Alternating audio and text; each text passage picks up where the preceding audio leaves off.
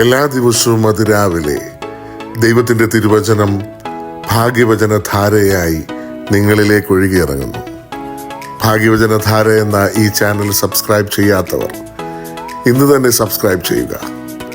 ഞങ്ങൾ അപ്ലോഡ് ചെയ്യുന്ന തിരുവചന സന്ദേശങ്ങൾ യഥാസമയം നിങ്ങൾക്ക് ലഭിക്കുന്നതിനായി ബെല്ലൈക്കൺ അമർത്തുക. ദൈവം നിങ്ങളെ അനുഗ്രഹിക്കട്ടെ. പ്രിയക ദൈവത്തിന്റെ വലിയ തിരുനാമം മഹത്വപ്പെടട്ടെ. ഏവർക്കും ക്രിസ്തുയേശുവിന്റെ ധന്യനാമത്തിൽ എൻ്റെ സ്നേഹവന്ദനം. ഞങ്ങളുടെ മുന്തിരിത്തോട്ടങ്ങൾ പൂത്തിരിക്കാൽ മുന്തിരിവള്ളി നശിപ്പിക്കുന്ന കുറുക്കന്മാരെ, ചെറു കുറുക്കന്മാരെ തന്നെ പിടിച്ചു തരുവിൻ. ഉത്തമഗീതം 2:15. ഉത്തമഗീതം പാട്ടുകളുടെ പാട്ടാണ്. ധാരാളം അലങ്കാര പ്രയോഗങ്ങളും പൗരസ്ത്യ മാതൃകയിലുള്ള ബിംബകൽപ്പനകളും കൊണ്ട് നിറഞ്ഞ ഒരു പ്രേമഗാനമാണിത്.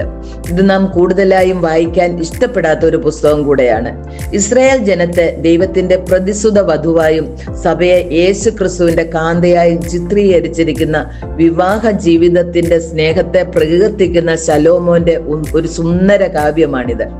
കുടുംബ ബന്ധത്തിന്റെ പരിഭാവനതയെ നിലനിർത്തുന്ന സ്നേഹത്തിന്റെ മധുരമയും സന്തോഷവും വർണ്ണനാതീതമായ അനുഭവമാണ്. സദൃശവാക്യത്തിൽ ലൈംഗിക ഭാവത്തെ ശലോമൻ നിശിതമായി വിമർശിക്കുന്നു എങ്കിലും ഉത്തമഗീതത്തിൽ വൈവാഹിക ജീവിതത്തിലെ പരിഭാവനമായ സ്നേഹത്തെ പ്രകീർത്തിക്കുന്നതായും കാണാം. ഇസ്രായേൽ ജാതി യഹോവയായ ദൈവത്തോട് വിവാഹിതയായവളാണെന്നും അത് ദൈവിക ന്യായപ്രമാണം സീനായി മലയിൽ വെച്ച് നൽകിയപ്പോഴാണ് നടന്നതെന്നും വിവരിക്കുന്നു. യെശയ്യാവ് 54:5-6 വാക്യങ്ങൾ. നിന്റെ സ്രഷ്ടാവാകുന്നു നിന്റെ ഭർത്താവ്, സൈന്യങ്ങളുടെ യഹോവ എന്നാകുന്നു അവന്റെ നാമം. ഇസ്രായേലിന്റെ പരിശുദ്ധനാകുന്നു നിന്റെ വീണ്ടെടുപ്പുകാരൻ. ഇത് തന്നെ യിരെമ്യാ പ്രവാചകനും 3:13-14 വാക്യങ്ങളിൽ വിളിച്ചു പറയുന്നത്. നിന്റെ ദൈവമായ യഹോവയോട് നീ ദ്രോഹം ചെയ്ത് നിന്റെ പാപം സമ്മതിച്ചുകൊണ്ട് നീ മടങ്ങി വരിക, ഞാനല്ലോ നിന്റെ ഭർത്താവെന്നും പറയുന്നു.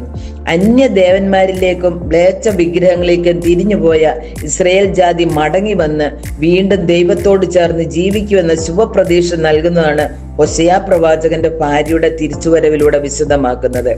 പുതിയ നിയമത്തിലും സഭയും ക്രിസ്തുവും തമ്മിലുള്ള ബന്ധത്തെ മണവാളനും മണവാട്ടിയും തമ്മിലുള്ള ബന്ധമായും ചിത്രീകരിച്ചിരിക്കുന്നത് എഫേസ്യ ലേഖനം 5:26-27 വാക്യങ്ങളിൽ കാണാം. കറയും കളങ്കവും ചുളുക്കവും ഇല്ലാത്ത സഭയ്ക്ക് മാത്രമേ മണവാളന്റെ കൂടെ നിത്യമായി വസിക്കുവാൻ സാധിക്കുകയുള്ളൂ. ഈ വസ്തുതയാണ് ഉത്തമഗീതത്തിൽ 2:15 പറഞ്ഞിരിക്കുന്നത്. മുന്തിരി വീഞ്ഞുണ്ടാക്കാൻ ഉപയോഗിക്കുന്നു. മുന്തിരി പൂക്കുമ്പോൾ നല്ല വിളവ് ലഭിക്കാതെ വലിയ നഷ്ടം വരുത്തുന്ന ജീവികളാണ് ചെറുകുറുക്കന്മാർ. മുന്തിരിത്തോട്ടത്തിന്റെ ഉള്ളിൽ പതിയിരിക്കുന്ന ചെറുകുറുക്കന്മാർ ഉടമസ്ഥൻ നോക്കാതിരിക്കുമ്പോൾ അവ തോട്ടത്തിൽ എല്ലായിടത്തും ഓടി നടന്ന് പൂത്തു നിൽക്കുന്ന മുന്തിരിവള്ളികളെ കടിച്ചു മുറിച്ചും ചവിട്ടി ഒടിച്ച് നശിപ്പിച്ചു കളയും. ഈ ചെറുകുറുക്കന്മാരെ നശിപ്പിച്ചില്ല എങ്കിൽ മുന്തിരി കൃഷി പ്രയോജനരഹിതമായിരിക്കും. കുറുക്കന്മാർ വളരെ കൗശല ബുദ്ധിയും ഉപായവുമുള്ള ഒരു മൃഗമാണ്. ചെറുകുറുക്കന്മാർ പാപവും പാപത്തിന്റെ പിന്നിൽ നിൽക്കുന്ന പൈശാചിക ദൂതന്മാരുമാണ്. കുറുക്കന്മാർ മാളങ്ങളിൽ പതിയിരിക്കുവാൻ അനുവദിക്കരുത്. അത് നമ്മെ നാശത്തിലേക്ക് നയിക്കും. ചെറുകുറുക്കന്മാരെ പിടിച്ചു തരുവീൻ എന്ന് പറയുന്നതിന്റെ അർത്ഥം നിസ്സാരമായി കരുതുന്ന പാപങ്ങളെ ഉപേക്ഷിക്കണം. ഒരു പാപവും നിസ്സാരമല്ല. പാപത്തിന്റെ പിന്നിൽ സാത്താന്റെ കൈയുണ്ട്, അവന്റെ ദുഷ്ടാത്മ സേനയുണ്ട്. ചെറിയ പാപങ്ങൾ എന്ന് വിചാരിച്ച് പാപത്തെ അവഗണിക്കരുത്. വാക്കിലും പ്രവൃത്തിയിലും പാപമില്ലല്ലോ, ചിന്തയിൽ ചില അശുദ്ധ വിചാരങ്ങൾ ഉണ്ടാകുന്നു എന്നേ ഉള്ളല്ലോ, അത് ആർക്കും ദോഷം ചെയ്യുന്നില്ലല്ലോ എന്ന് പറഞ്ഞ് ആശ്വസിക്കരുത്. പ്രസിദ്ധമായ ഒരു മഹത്വചനം ഇങ്ങനെ പറയുന്നു: ചിന്ത പ്രവൃത്തിയായും പ്രവൃത്തി ശീലമായും ശീല സ്വഭാവമായും സ്വഭാവം ജീവിതത്തിന്റെ ഭാവി കുറിക്കുന്നതായും തീരും. അതുകൊണ്ടാണ് 139 സങ്കീർത്തനം 23-24 വാക്യങ്ങളിൽ പറയുന്നത്: ദൈവമേ, എന്നെ ശോധന ചെയ്ത് എൻ്റെ ഹൃദയത്തെ അറിയണമേ, എന്നെ പരീക്ഷിച്ച് എൻ്റെ നിലവുകളെ അറിയണമേ, വ്യസനത്തിനുള്ള മാർഗം എന്നിലുണ്ടോ എന്ന് നോക്കി ശാശ്വത മാർഗത്തിൽ എന്നെ നടത്തണമേ. നിരന്തരം നമ്മുടെ പ്രാർത്ഥനയും ഇതായിരിക്കാൻ ദൈവം നമ്മെ എല്ലാവരെയും സഹായിക്കട്ടെ എന്ന് പ്രാർത്ഥിച്ചുകൊണ്ട് എൻ്റെ വാക്കിൽ നിന്നും വിരമിക്കുന്നു. ദൈവം എല്ലാവരെയും അനുഗ്രഹിക്കട്ടെ.